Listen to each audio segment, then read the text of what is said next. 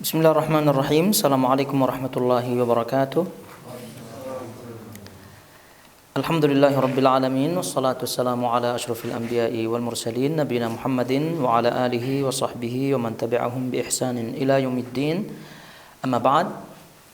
Alhamdulillah, tentunya kita bersyukur kepadanya Rabbul Alamin atas taufiknya kepada kita semua. Pada hari ini kita masih diberikan kesempatan untuk mengikuti kajian rutin kita, dan semoga Allah Subhanahu wa taala selalu memberikan kita ikhlas karenanya dalam setiap amalan, dan tentunya kita bermohon kepadanya supaya amalan-amalan tersebut diterima di sisinya dan menjadi pemberat timbangan nanti di Al-Mizan. Hadirin semuanya, al-ikhwah wal akhwat. Jadi sebagaimana kita ketahui, kita masih membahas kitab Sahih Muslim, dan tepatnya adalah kitab Al-Fitan wa Asyrat As-Sa'ah, kitab tentang fitnah-fitnah yang ada dan tanda-tanda hari kiamat. Pada kesempatan kali ini kita akan membahas bab yang ke-10, dari kitab yang tadi kita sebutkan dalam Sahih Muslim. Jadi silakan bagi yang memiliki bukunya, silakan buka bab yang ke-10 dari kitab Al-Fitan wa Asyrat As-Sa'ah dari Sahih Muslim. Jadi di situ disebutkan babun fi fathi Qastintiniyah wa khurujid Dajjal wa nuzul Isa ibn Maryam. Tapi itu dia di situ babun fi fathi Qastintiniyah wa khuruj ad-Dajjal wa nuzul Isa alaihi salatu wassalam. Bab pembukaan kota Konstantinopel, keluarnya Dajjal dan turunnya Isa bin Maryam. Itu dia. Dan silahkan sekali lagi bagi yang memiliki bukunya dibuka bab tersebut. Nah, al-ikhwah wal akhwat jamaah semuanya. Jadi kalau kita membaca babnya, ini tentu babnya ini diambil daripada hadis-hadis yang ada, dan sudah kita ingatkan sebelumnya bahwa yang menulis bab ini adalah Al-Imam An-Nawawi rahimahullahu taala, bukan Imam Muslim. Karena Imam Muslim hanya memberikan judul besarnya saja, yaitu judul kitabnya saja, kitab Al-Fitan wa Asyrat As-Sa'ah. Adapun bab per babnya ini yang menulis adalah hasil daripada kesimpulan Al-Imam An-Nawawi rahimahullahu taala.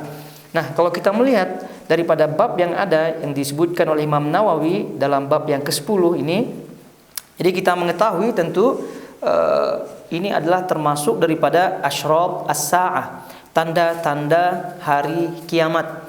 Dan kalau kita mengulangi lagi apa yang pernah kita dapatkan daripada maklumat, keterangan-keterangan sebelumnya, bahwa Asyrat As-Sa'ah, tanda-tanda hari kiamat itu ada yang besar, ada yang kecil. Nah, fitnah-fitnah yang ada yang pernah kita sebutkan dari riwayat-riwayat sebelumnya itu ada yang kecil, ada yang besar. Nah, khususnya pada bab ini tentu adalah Asyrat As-Sa'ah Al-Kubra, tanda-tanda besar hari kiamat. Dan tanda-tanda besar hari kiamat itu juga kalau kita pernah mempelajari dan membaca keterangan para ulama di situ, bahwa di situ ada Asyrat As-Sa'ah allati tadullu ala qurbi qiyamis sa'ah, dan yang kedua adalah Asyrat As-Sa'ah allati tadullu ala qiyamis sa'ah. Jadi tanda-tanda besar hari kiamat yang menunjukkan dekatnya hari kiamat tersebut. Yang kedua adalah tanda-tanda besar kiamat yang menunjukkan tegaknya, terjadinya hari kiamat tersebut. Nah, jadi tanda-tanda besar hari kiamat tidak semestinya setelah itu muncul lalu kemudian tiba-tiba langsung hari kiamat muncul, hari kiamat langsung terjadi, tidak. Sebab itu tadi dibagi oleh para ulama bahwa tanda-tanda kiamat besar itu ada dua, ada yang menunjukkan dekatnya hari kiamat, yang kedua adalah yang menunjukkan kiamat itu terjadi. Nah, apa yang kita baca daripada bab ini menunjukkan adalah Asyrat As-Sa'ah Al-Kubra, kemudian yang menunjukkan tadullu ala qurbi qiyamis sa'ah, yang menunjukkan dekatnya hari kiamat. Nah, jadi kalau udah muncul apa yang nanti kita akan baca daripada keterangan para ulama melalui hadis ini, jadi itu sudah menunjukkan dekatnya hari kiamat. Namun terjadi tegak apa tidak hari kiamat? Ya, tidak tentunya. Sebab itu tadi kita sebutkan dekatnya. Tapi kalau kita melihat di sini bab ini pembukaan kota Konstantinopel, kemudian keluarnya Dajjal dan turunnya Isa bin Maryam. Sebelum kita masuk kepada bacaan riwayat ini, Al-Imam Muslim rahimahullahu taala dan juga Al-Imam Nawawi rahimahullahu taala dalam hal ini riwayat ini, kemudian riwayat-riwayat yang akan datang daripada bab setelah ini dan kemudian setelahnya itu akan menerangkan kepada kita bahwa musuh kaum muslimin itu lebih banyak nanti di situ, terkhusus Ar-Rum, terkhusus kaum Romawi, itu mereka akan berjumlah banyak di situ. Kemudian terjadilah Malhamah Al-Kubra, peperangan besar nanti di situ. Kemudian barulah di situ terjadi pembukaan kota Konstantinopel. Dan kita ingat lagi bahwa Nabi SAW telah mengisyaratkan dalam hadisnya, kata beliau SAW, Umran Baitul Maqdis kharab Yathrib. Nah, jadi Umran Baitul Maqdis itu nanti akan dibangun, kemudian akan mengalami fase yang kejayaan, ya, maksudnya di situ bangunan-bangunannya dari segi duniawi dan seterusnya itu akan baik di situ di Baitul Maqdis. Kemudian menyusul kharab Yathrib, rusaknya Madinah. Dan ini pernah kita sebutkan isyarat bahwasanya Madinah nanti di akhir zaman akan kosong, sampai nanti binatang-binatang akan masuk ke Masjid An-Nabawi. Dan itu salah satu sebabnya adalah orang-orang Madinah pada waktu itu keluar ke Syam gitu karena mendengar hal-hal yang bersifat duniawi di situ di Syam dan seterusnya. Nah, jadi di sini Umran Baitul Maqdis akan mengalami kemajuan duniawi di situ. Kemudian Yathrib Madinah itu kharab, rusak. Kemudian terjadilah Al-Malhamah, peperangan besar. Lalu kemudian terjadi pembukaan kota Konstantinopel. Nah, kemudian disebut di sini keluarnya Dajjal, kemudian turun Nabi Isa alaihi salatu wassalam. Dan ini semua insyaallah kita akan baca melalui keterangan riwayat-riwayat yang ada di sini. Baik. Langsung saja kita baca hadisnya.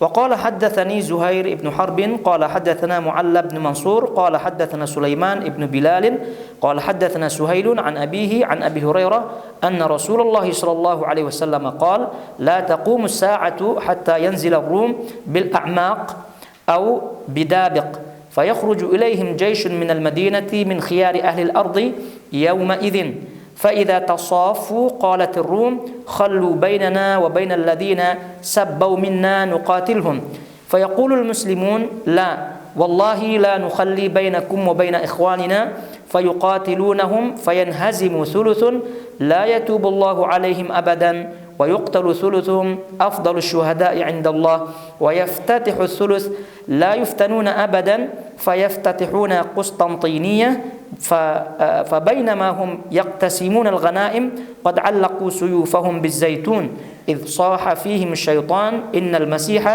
قد خالفكم في أهليكم فيخرجون وذلك باطل فإذا جاءوا الشأم خرج فبينما هم يعدون للقتال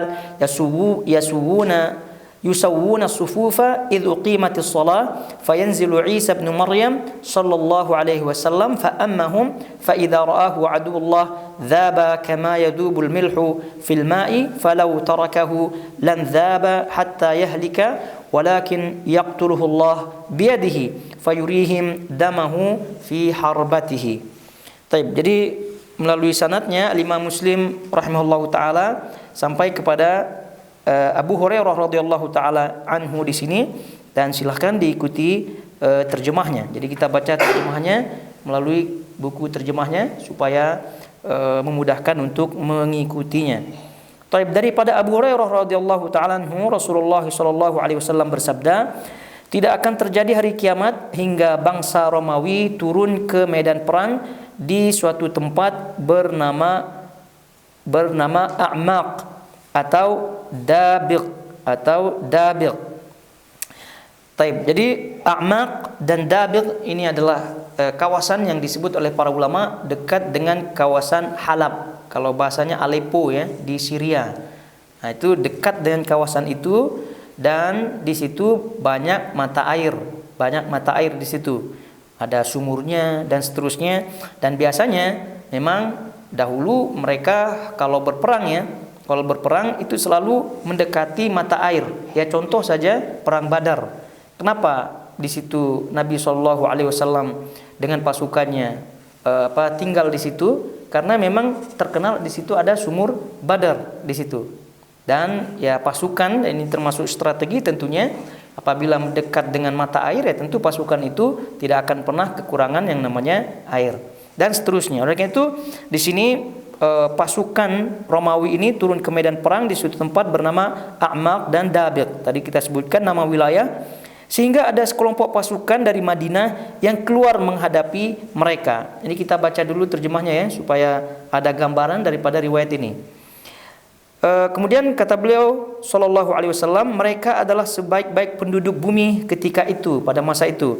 Dan tatkala mereka berhadapan, pasukan Romawi berkata, biarkanlah kami memerangi orang-orang yang menawan kami. Nah, ini kita luruskan terjemahnya ini ya.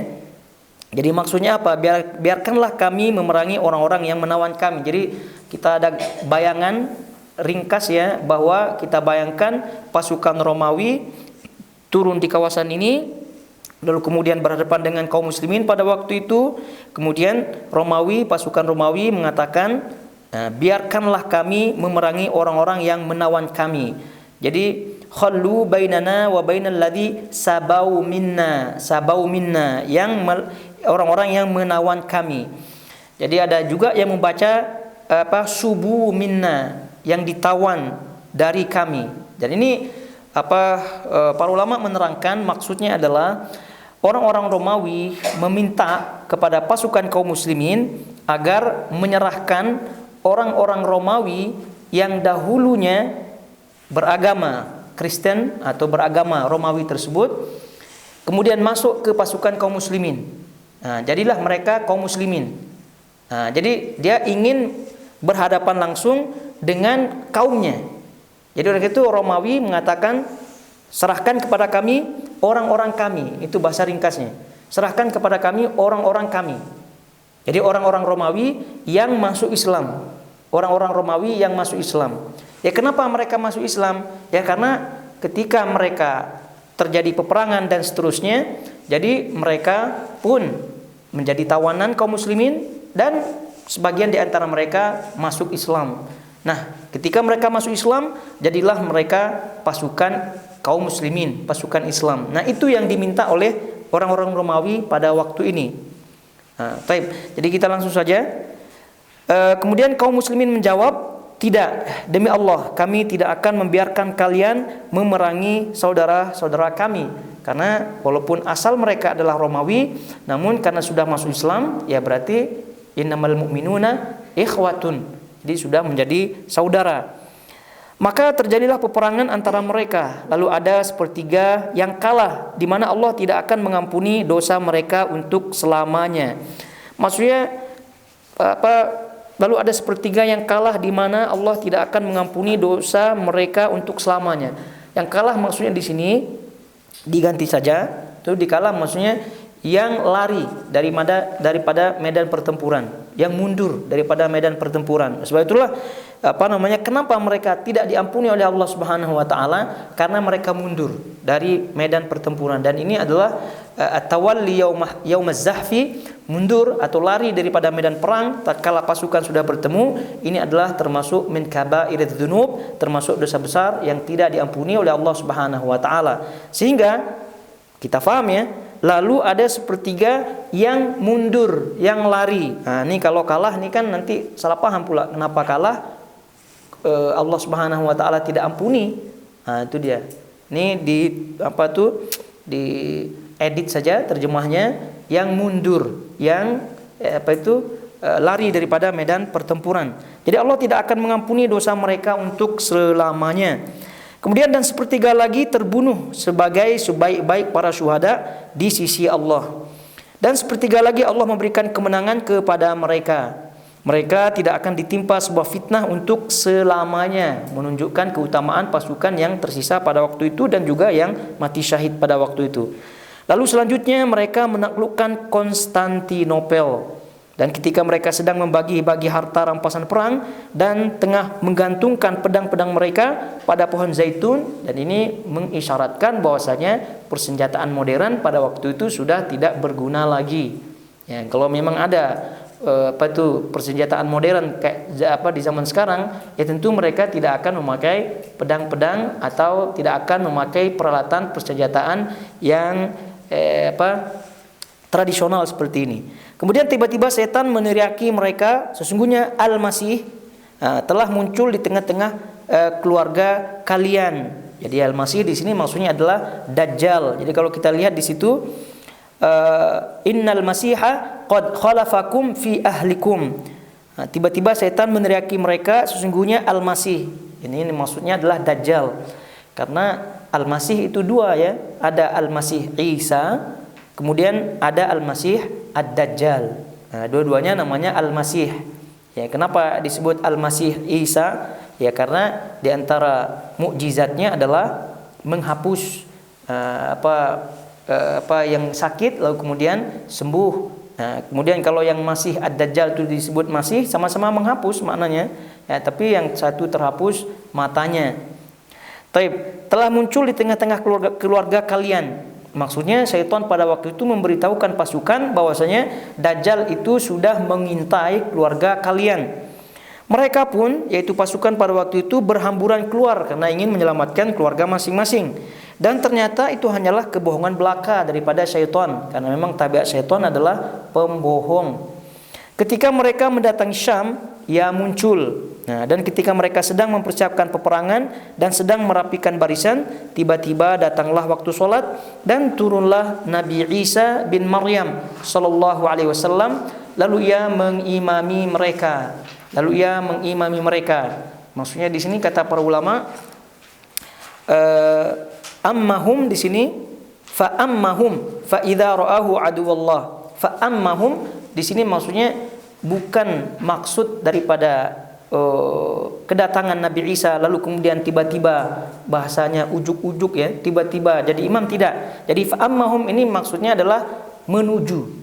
Jadi menuju mereka yaitu kaum muslimin yang mau sedang sholat pada waktu itu. Itu maksudnya. Fa'ammahum maksudnya menuju mereka. Ya, baru setelah Nabi Isa alaihissalam datang, lalulah kaum muslimin menunjuk beliau sallallahu alaihi wasallam untuk menjadi imam.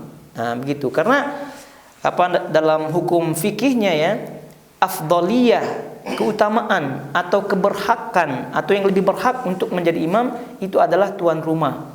Jadi bagaimanapun kehebatan sang tamu di dalam membaca Quran, di dalam hafalannya, di dalam ilmu agamanya, tetap saja tuan rumah itu lebih berhak. Oleh karena itu tidak boleh aturannya tamu itu langsung percaya diri langsung menjadi imam, tidak demikian ya, kecuali kalau tuan rumahnya mempersilahkannya. Nah, begitulah keadaan juga yang ada pada Nabi Isa alaihissalatu wassalam. Jadi beliau tidak langsung menjadi imam, namun beliau setelah datang kepada kaum muslimin pada waktu itu yang ingin sholat, jadi kaum muslimin pun mempersilahkan kepada beliau untuk menjadi imam.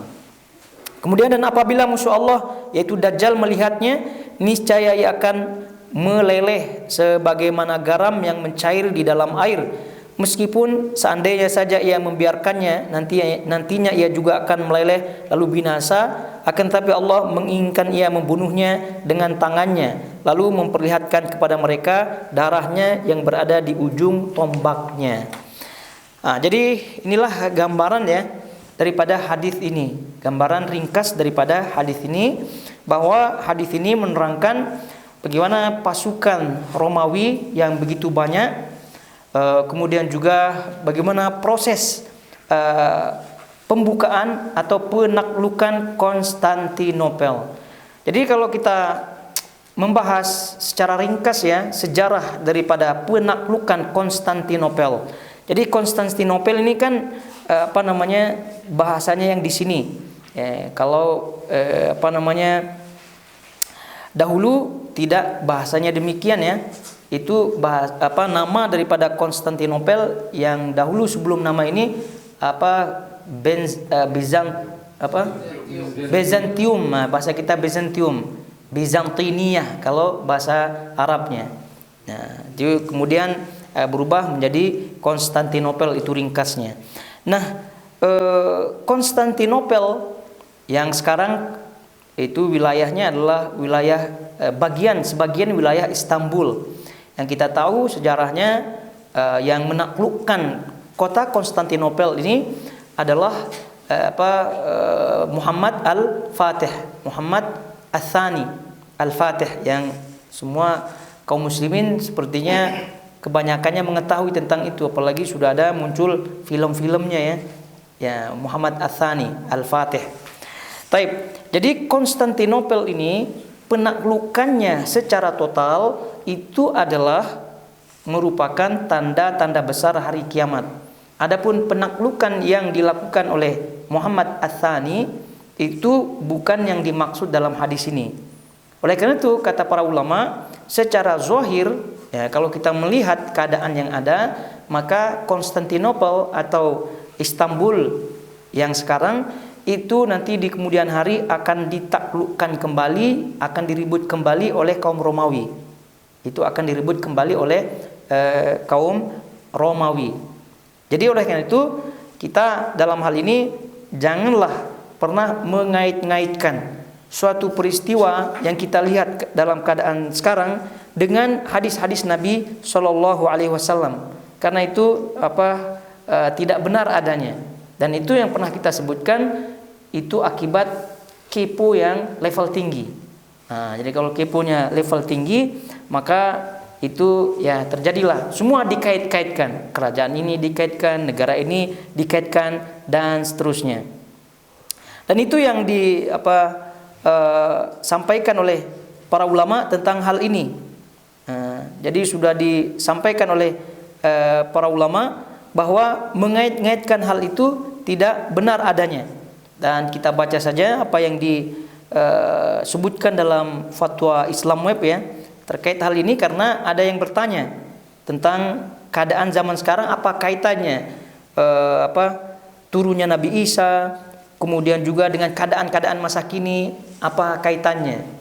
Nah, jadi ringkasnya jawabannya, wa umuman fa innana la nastati'u an narbita rabtan mubashiran baina ma yahdutsu fil alami al-an wa baina tilkal alamat al-madhkura fi su'al.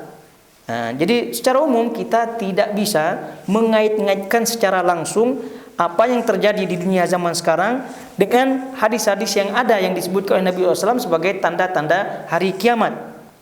Wa man rama dzalika faqad takallafa ma la ilma lahu bihi. Barang siapa yang mencoba untuk menyebut-nyebutkan atau mencoba untuk mengait-ngaitkan itu, maka sungguh dia telah membebankan dirinya dengan suatu yang tidak ada pengetahuan dengannya. Nah, ini sudah disebutkan oleh tim fatwa seperti ini. Jadi oleh itu janganlah kita terbuai dengan ucapan-ucapan, prediksi-prediksi cantik ya, dengan gaya-gaya bahasa yang meyakinkan dari sebagian pendakwah yang mencoba mengait-ngaitkan begitu keadaan sekarang dengan apa yang disebutkan oleh hadis Nabi Shallallahu Alaihi Wasallam. Nah, ini kalau udah malhamah ada dikaitkan, ini putra mahkota ini akan naik lagi, ini akan naik lagi, ini menunjukkan itu, sama sekali tidak ada. Jadi oleh karena itu maksudnya bukan tidak ada, tapi itu adalah suatu ucapan yang tanpa dasar. Jadi yang kita dituntut adalah mengimani bahwasanya ini pasti akan terjadi, dan lebih dalam lagi kita dituntut untuk mempersiapkan diri kalau terjadi hal seperti ini, karena kapan, bila terjadi kita tak tahu, kita tidak ada yang mengetahuinya. Jadi yang penting adalah kita menyiapkan diri, jangan sampai ketika ini terjadi lalu kemudian kita tidak memiliki persiapan yang penuh. Baik, kita kembali ke hadisnya satu persatu ya. Tidak akan terjadi hari kiamat hingga bangsa Romawi turun ke medan perang di suatu tempat bernama A'maq dan Dabit. Tadi dah kita sebutkan. Nah, Konstantinopel tadi kita sebutkan itu akan ditaklukkan oleh pasukan kaum muslimin. Yang disebutkan di sini oleh Nabi SAW itu adalah pasukan yang terbaik. Ya, itu adalah pasukan yang terbaik dan yang mati syahidnya, kemudian juga tadi disebutkan sebagai orang-orang yang terpilih ya oleh Allah Subhanahu wa taala. Nah, dari sini diketahui bahwa apa yang terjadi ya di penaklukan Konstantinopel yang sekarang oleh Muhammad Ats-Tsani itu kita tidak bisa menjaminnya. Jadi karena ada orang yang salah paham dalam hal ini, dipikirnya penaklukan Konstantinopel oleh Muhammad Ats-Tsani atau Al-Fatih yang kita kenal itu dikiranya itu sudah masuk dalam hadis. Tidak. Jadi sekali lagi itu memang penaklukan yang tercatat dalam sejarah dan itu patut kita syukuri bersama gitu ya. Dan itu adalah perjuangan kaum muslimin yang diberikan taufik oleh Allah Subhanahu wa taala untuk menaklukkannya, dan itu sangat-sangat kita bersyukur. Namun tidak lebih daripada itu lalu kemudian menjadikan itu sebagai peristiwa, sebagai rujukan dalam hadis-hadis yang ada. Tidak demikian. Nah, karena ada di antara orang yang menyatakan bahwasanya kan ini Nabi SAW mengatakan pasukan sebaik-baik pasukan adalah yang menaklukkan Konstantinopel. Kemudian juga dalam hadis yang lain Nabi SAW menyebutkan awwalu jaisin yaghzu Konstantinia itu maghfurun lahu, kata Nabi SAW. Jadi pasukan yang pertama kali menyerang Konstantinopel itu pasukan diampuni oleh Allah Subhanahu wa taala, maghfurun lahu, diampuni dosanya oleh Allah Subhanahu wa taala. Nah, lalu dikaitkan. Jadi ini kan Muhammad Ats-Tsani Al-Fatih ini kan yang menaklukkan. Jadi dikaitkan dengan hadis yang di hadapan kita bahwa itu adalah pasukan yang paling utama, pasukan pilihan.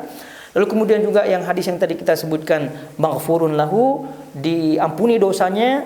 Nah, maka sudah karena salah paham, jadi apa yang terjadi ya, terjadi atau peristiwa-peristiwa gitu yang ada pada yang terkait dengan Konstantinopel yang tadi dalam sejarahnya itu semua akibatnya berakibat salah paham jadinya. Jadi akhirnya pasukan tersebut dianggap menjadi pasukan yang diampuni dosanya oleh Allah. Kemudian konsekuensi yang lebih daripada itu adalah amaliyah mereka seolah-olah tidak bertentangan dengan sunnah Nabi Shallallahu Alaihi Wasallam. Nah, jadi maksudnya apa? Karena salah paham dalam hadis tersebut, jadi mulailah diagungkan menjadi rujukan Muhammad Al-Fatih Muhammad Ats-Tsani yang menaklukkan tadi.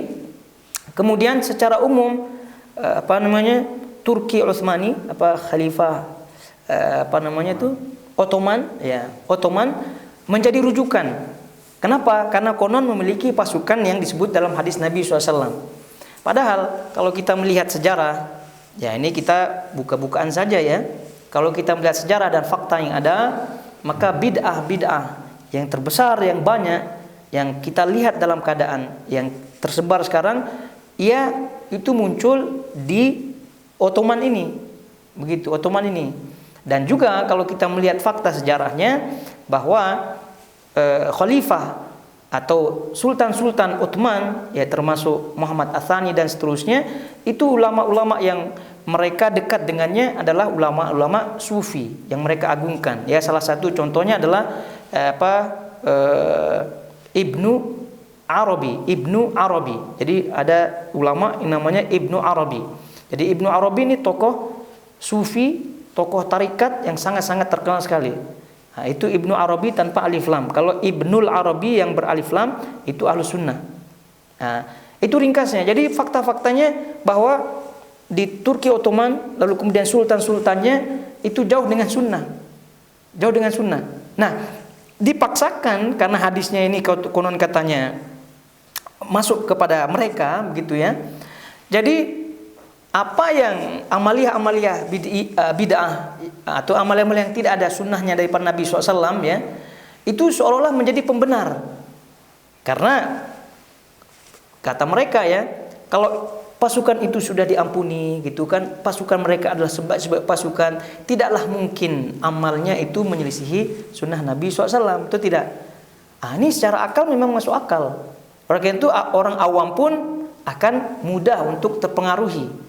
Nah, jadi bukti kebenaran kita salah satunya kata mereka adalah ini pasukan, kata Nabi SAW sudah dicap ini, sudah cop bahwasanya ini pasukan terbaik, kemudian maghfurul lahu. Jadi amal-amalnya itu merupakan contoh bagi kita untuk kita contohi supaya kita menjadi yang terbaik. Nah, kira-kira masuk akal atau tidak? Masuk akal. Rupa-rupanya cek dan recheck tidak demikian maknanya. Tidak demikian. Sebab itu tadi di awal kita sebutkan mengait-ngaitkan peristiwa sekarang gitu ya dengan hadis-hadis Nabi SAW itu tidak semudah itu. Karena ingat, ucapan manusia, prediksi manusia itu kelirunya sangat besar sekali. Tapi kalau wahyu itu tidak mungkin akan keliru. Oke. Satu persatu kita lihat apakah betul Muhammad Ats-Tsani atau tadi Al-Fatih tadi yang dimaksud dalam hadis ini sebagai penakluk kota Konstantinopel, atau yang dimaksud pasukannya dalam hadis Nabi SAW adalah pasukan yang terpilih dan seterusnya. Ya, kita lihat hadis yang di hadapan kita, ya, hadis di hadapan kita ya dulu ya. Ini hadis berbicara kapan bicaranya? Ini akhir zaman. Buktinya saja pedang digantung di pohon zaitun. Pedang. Nah, gitu kan? Nah, kemudian juga setelahnya itu turun Dajjal. Kemudian atau sebelumnya turun Nabi Isa. Kan tidak demikian terjadi pada Al-Fatih. Ingat ya, ini kita berbicara ini bukan untuk merendahkan beliau, tidak sama sekali, karena kita justru bersyukur atas perjuangan beliau rahimahullahu taala, pasukannya.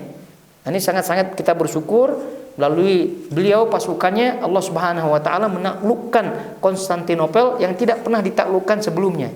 Berarti ini perjuangan yang sangat-sangat kita appreciate ya, dan sangat kita bersyukur. Cuma ini kita buka fakta supaya jangan keliru paham. Dipikirnya pasukan beliau ini adalah yang dimaksud dalam hadis Nabi SAW. Nah, sehingga kalau udah kita paham itu pasukan bukan yang dimaksud oleh Nabi SAW, maka amaliyah-amaliyahnya, perbuatan-perbuatannya ingat bukan menjadi rujukan. Nah, ini dia. Ini paham tidak konsekuensinya? Ya, itu dia. Jangan salah paham.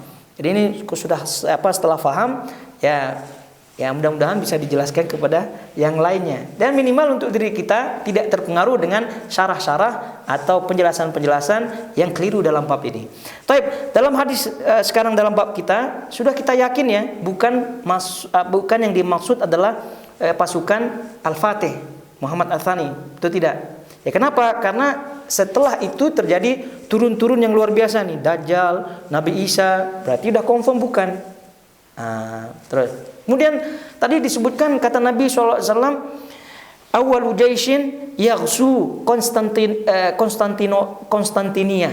Jadi pasukan yang paling pertama yang menyerang Konstantinopel adalah pasukan maghfur lahu, yang diampuni. Nah, tadi disebutkan dia yang paling awal kan, yang menaklukkan. Jadi kalau kita lihat hadis ini berarti menunjukkan bahwa Konstantinopel itu akan dikuasai balik oleh Romawi. Nah, jadi Konstantinopel ini kan dikuasai oleh Romawi, kemudian dikuasai oleh kaum muslimin melalui tadi Al-Fatih, itu tidak. Nanti akan dikuasai balik oleh Romawi, kemudian di akhir akan dikuasai oleh kaum muslimin menurut hadis ini. Nah, itu kan buktinya bahwasanya Al-Fatih ini adalah yang menaklukkan, pertama kali yang menaklukkan. Karena kalau kita melihat riwayat yang ada, Konstantinopel ini akan ditaklukkan 2 kali. Dengan fakta tadi Muhammad Ats-Tsani Al-Fatih telah menaklukkan, kemudian yang kedua ini ditaklukkan kembali. Nah, berarti yang pertama yang mana? Berarti Al-Fatih. atau tidak? Nah, bagaimana jawabannya? Jawabannya adalah mudah ya. Dan disebutkan juga oleh para ulama bahwa dalam hadis tersebut disebutkan pasukan yang paling pertama, pasukan pertama yang menyerang ya, yang memerangi Konstantinopel. Jadi riwayat ini tidak menyebutkan lafaz pasukan pertama yang menaklukkan Konstantinopel. Itu lain. Paham tidak? Ini riwayat yang pertama mengatakan pasukan pertama yang memerangi. Nah, kalau memerangi kan tidak semestinya menang, itu tidak. Tidak semestinya menang. Dan kemudian hasilnya ya tidak semestinya sesuai dengan hasil. Yang jelas sudah ada upaya, betul tidak? Tapi kalau lain halnya kalau misalnya Nabi SAW mengatakan pasukan pertama yang menaklukkan, yang membuka Konstantinopel, nah itu baru. Nah, tapi riwayatnya disebutkan awwalu jaishin yaghzu. Jadi pasukan pertama yang memerangi. Nah, berarti kalau pasukan yang paling pertama memerangi bukan Al-Fatih. Ya, kalau Al-Fatih adalah pasukan pertama yang menaklukkan, yang membuka. Nah, tapi bukan pasukan pertama yang memerangi. Paham tidak di sini? Nah, supaya jelas kita, buka-bukaan fakta begitu kan riwayat. Jangan sampai bahasanya boleh kita sebut tertipu ya dengan penjelasan-penjelasan yang kemudian seolah-olah benar. Nah, kalau kita lihat faktanya, pasukan pertama yang memerangi Konstantinopel ini adalah pasukannya Yazid bin Muawiyah. Pasukannya Yazid bin Muawiyah. Jadi yang pertama kali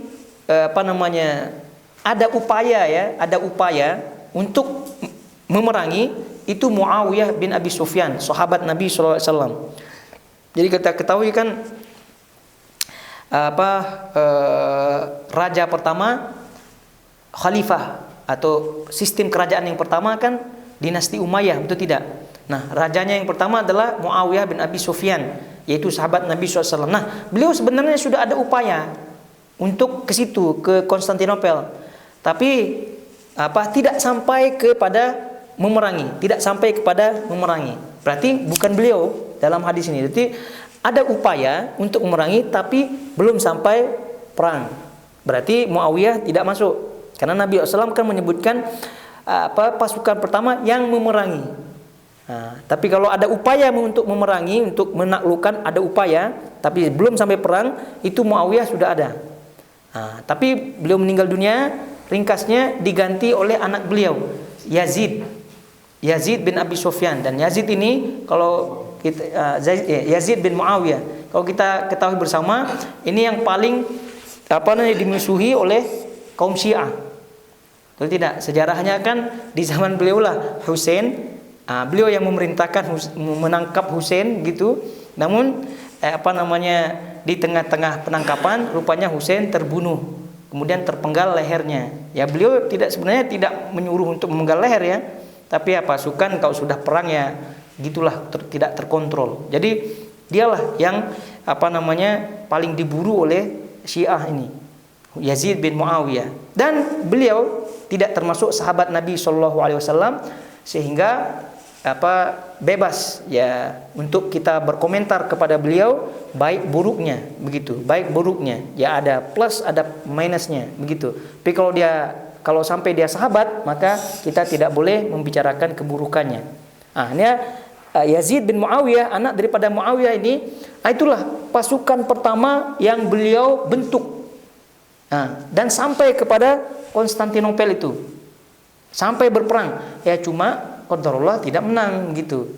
Qadarullah belum sampai waktunya. Tapi yang jelas beliau pasukan inilah yang disebut dalam hadis Nabi SAW yang pertama.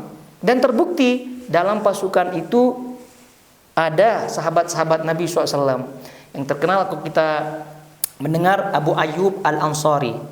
Kan beliau berperang pada waktu itu umur 80 tahun dan meninggal di situ dan dikubur di Turki sana. Gitu. Kuburannya di Turki sana. Kemudian yang ikut juga Ibnu Umar. Yang ikut juga Ibnu Abbas pada pasukan itu. Nah, sebetulnya inilah yang dimaksud oleh Nabi SAW. Dan itu kata para ulama, pasukan pertama yang memerangi Konstantinopel, dan itu pasukan maghfur lahu, diampuni oleh Allah Subhanahu wa taala. Nah, tak heran karena yang ikut di situ adalah sahabat-sahabat Nabi Shallallahu alaihi wasallam.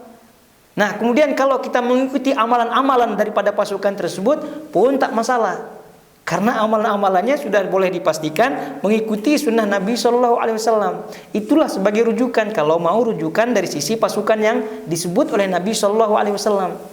Sehingga oleh karena itu, karena pasukan ini di bawah komando, di bawah pimpinan daripada Yazid bin Muawiyah, maka kata para ulama diantaranya Ibnu Taimiyah, kemudian Ibnu Katsir rahimahullahu taala, kata mereka dalam hal ini secara tidak langsung bahwa Yazid bin Muawiyah memiliki keutamaan. Memang pasukannya itu yang dimaksud oleh Nabi SAW. Tapi kan yang memerintahkan sebagai rajanya pun paling tidak masuk juga dalam keutamaan ini. Oleh karena itu kesimpulan daripada para ulama bahwa dalam hal sikap ahlu sunnah wal jamaah kepada Yazid bin Muawiyah ini, itu kata mereka tidak boleh dicintai 100%, ya, sebagaimana halnya sahabat Nabi SAW. Tidak boleh juga dibenci 100%, ya, tidak boleh dibenci 100% juga. Maknanya apa? Mereka ada kekurangan, ada kelebihan. Ya, kelebihannya salah satunya ini dia, dari kekuasaannya ini lah terbentuk daripada pasukan yang maghfur lahu tadi, yang diampuni tadi. Jadi itu sikap Ahlussunnah wal Jamaah terhadap Yazid bin Muawiyah, ya sudahlah, biarkan amalannya kepada Allah Subhanahu wa taala, kita tidak ikut-ikutan. Walaupun karena memang ya kesilapannya ya tadi menangkap daripada Husain bin Ali radhiyallahu ta'ala, dan juga kesilapan-kesilapan yang lain tentunya, ya sebagaimana halnya manusia biasa. Namun sebab itulah tadi sikapnya, karena beliau juga ada keutamaan menjalankan pasukan yang maghfur lahu ini. Jadi oleh itu kita pun ya seperti tadi tidak mencintainya 100%, juga tidak membencinya 100%. Jadi clear ya bahwasanya sekarang kita paham ya Muhammad Ats-Tsani Al-Fatih, walaupun perjuangannya besar, kemudian juga kontribusinya sangat-sangat besar sekali. Namun karena ini berbicara riwayat, dan kalau udah kita berbicara riwayat konsekuensinya itu besar, jadi kita pun harus membicarakannya sesuai dengan riwayat-riwayat yang ada. Jadi oleh itu pasukan di bawah Muhammad Al-Fatih tadi itu tidak seperti pasukan yang digerakkan oleh Yazid bin Muawiyah, yang ada di situ sahabat-sahabat Nabi Shallallahu alaihi wasallam. Jadi kayak itu amaliyah-amaliyahnya itu tidak menunjukkan otomatis kebenaran. Tidak menunjukkan sekali lagi otomatis kebenaran. Taib. Ini masih ada waktu apa tidak? Iya. Ya sudahlah ya. Jadi kita pending saja, terpaksa ya, karena suatu dan hal tadi sebelum kita kajian terpaksa di korting ini masa kajian kita, dan insyaallah kita akan bahas ya, lanjutkan bahasanya pada pertemuan depan biidznillah taala. Semoga Allah Subhanahu wa taala memberikan kita taufik untuk terus mengikuti, dan ada kesempatan untuk kita lanjutkan kajian ini, dan tentunya kita bermohon kepada Allah Subhanahu wa taala agar diberikan ilmu yang bermanfaat sebagai bekal tentunya dalam kehidupan ini. Barakallahu fikum wa sallallahu ala nabiyina Muhammad wa ala alihi wasahbihi wasallam. Wassalamualaikum warahmatullahi wabarakatuh.